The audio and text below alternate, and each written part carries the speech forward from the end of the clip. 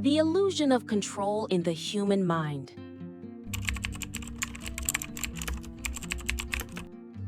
Have you ever felt like you're steering your own life? Every choice, every outcome, only to realize later you weren't really in control at all? Psychologists call this the illusion of control. It's the sneaky belief that we have power over things that are actually random, chaotic, or simply too complex to predict. Think about rolling dice and feeling you can throw them just right, or pressing a crosswalk button convinced it makes the light change faster. These tiny illusions give us comfort, but also trap us. Because here's the twist. While this illusion can make us feel safe, it can also keep us anxious, clinging to control we never had. The tighter we grip, the more fragile we feel when things don't go our way. But why does our brain fall for this trick? And here's the big one. Can breaking free from this illusion actually make us happier?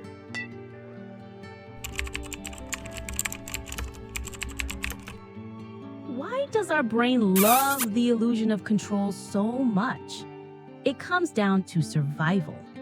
Imagine our ancestors facing unpredictable storms or hunting in the wild. Having some sense of control, even if it wasn't real, reduced stress, gave confidence, and kept them moving forward. In fact, experiments show that when people think they're in control, their brains release dopamine, the same chemical that fuels motivation and reward. Even when nothing actually changes, that belief keeps us from feeling helpless. Think of it like kids in the back seat of a car. Give them a toy steering wheel, and suddenly they feel calmer, like they're driving too. The truth is, the car's direction hasn't changed one bit. Our modern brains still cling to those fake steering wheels. We refresh inboxes, track lucky rituals, and obsess over routines, not because they work, but because they give us the illusion that we matter in the outcome. But here's the paradox. This comfort blanket can also turn into a cage.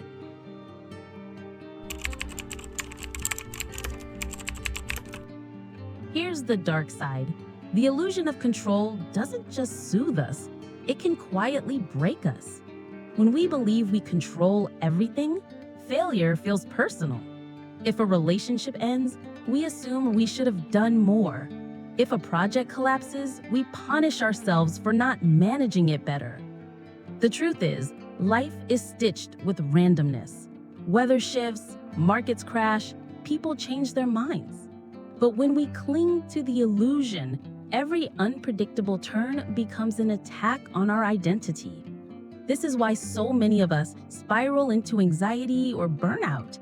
We micromanage, overthink, and replay scenarios endlessly, like rewinding a movie convinced we can rewrite the ending. And here's the cool irony.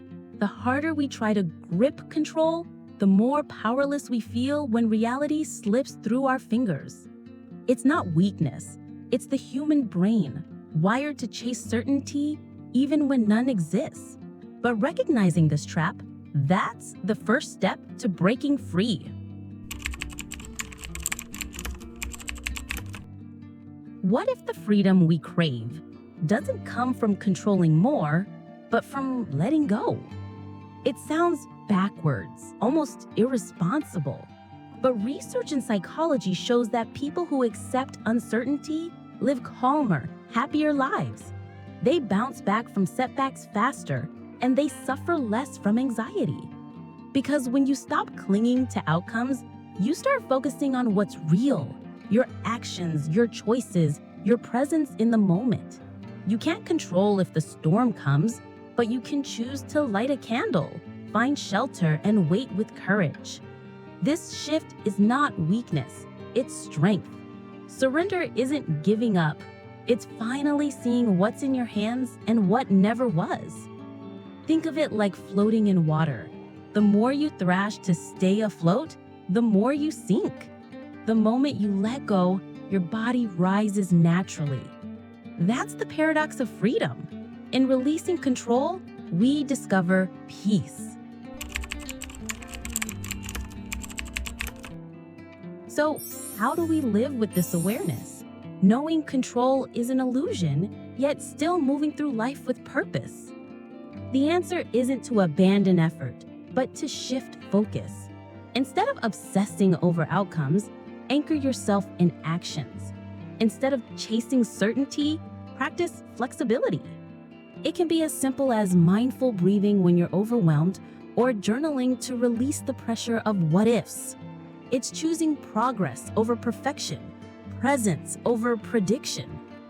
Imagine life not as a chessboard where every move must be calculated, but as a dance floor. You don't control the music, but you can move with it.